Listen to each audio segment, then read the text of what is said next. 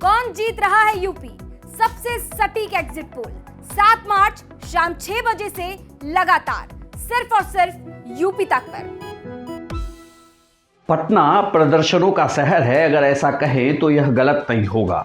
एक अदद नौकरी के लिए एक युवा को पहले फॉर्म का इंतजार करना होता है, फिर जब वह परीक्षा होती है तो किसी न किसी बहाने वह परीक्षा का परिणाम कोर्ट तक पहुंच जाता है। कोर्ट का फिर फैसला आता है, उसके बाद सरकारी गलियारों में फाइलें ऐसी अटकती है कि साल 2 साल नहीं 7-8 साल गुजर जाएंगे, लेकिन आपको नियुक्ति पत्र नहीं मिलेगा। नमस्कार, मैं हूं इंद्र मोहन, आप देख रहे हैं बिहार तक। पटना में एक बार फिर से सीटेट और बीटेट पास अभ्यर्थियों ने प्रदर्शन शुरू कर दिया है। बिहार में शिक्षकों की जो छठी नियुक्ति की प्रक्रिया थी वह समाप्त हो गई है।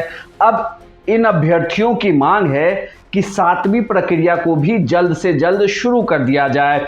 इसे लेकर भी सरकार को अब कदम उठाना चाहिए। हालांकि पिछले साल ही एक इंटरव्यू में बिहार के शिक्षा मंत्री विजय चौधरी ने यह बातें कही थी कि जल्द ही इन अभ्यर्थियों को भी मौका दिया जाएगा, लेकिन अब इन अभ्यर्थियों का जो सब्र होता है वह टूटता हुआ नजर आ रहा है। पटना में ये अभ्यर्थी जुट गए हैं और 3 मार्च से लेकर 5 मार्च तक वह प्रदर्शन करने वाले हैं। हालांकि इनकी मांग को पालीगंज के विधायक ने भी विधानसभा में उठाया। उन्होंने भी सरकार को इसकी ओर ध्यान देने के लिए कहा। सीटेट बीटेट उत्तीर्ण सभी अभ्यर्थियों के लिए 7वें चरण की बहाली हेतु 2014 से 2021 तक सभी रिक्तियों को जोड़कर मार्च महीने में अधिसूचना जारी करने की मांग करता हूं। इस बहाली में ऑनलाइन व सेंट्रलाइज प्रक्रिया अपनाई जाए तथा डोमिसाइल नीति लागू हो।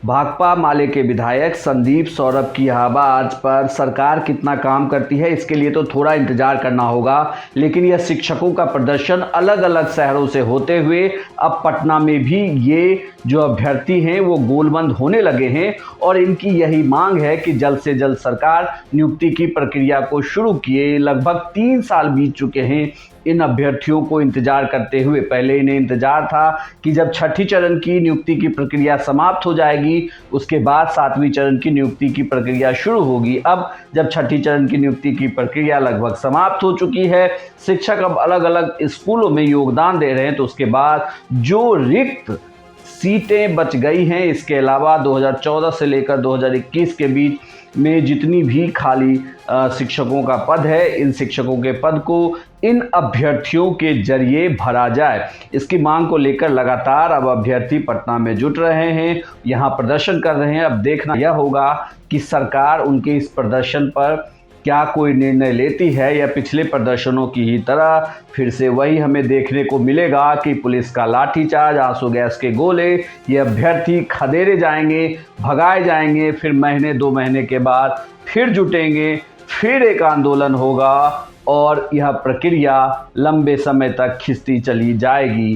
खैर, इंतजार बिहार में शिक्षक बहाली का है, क्योंकि शिक्षा के क्षेत्र में बहुत ज़्यादा वैकेंसी है जिसे फिल करने की बात कही जा रही थी। इस बार बिहार के बजट में सबसे ज़्यादा हिस्सा शिक्षा को ही दिया गया है। ऐसे में उम्मीद की जा रही है कि सरकार शिक्षक बहाली की प्रक्रिया को जल्द से जल्द करेगी और इन अभ्यर्थियों की बातों को मानकर उन्हें एक अदद नियुक्ति पत्र जरूर दिलाएगी।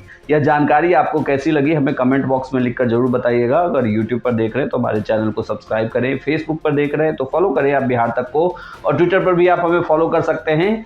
साथ ही हमारे तक ऐप को जरूर डाउनलोड कर लें।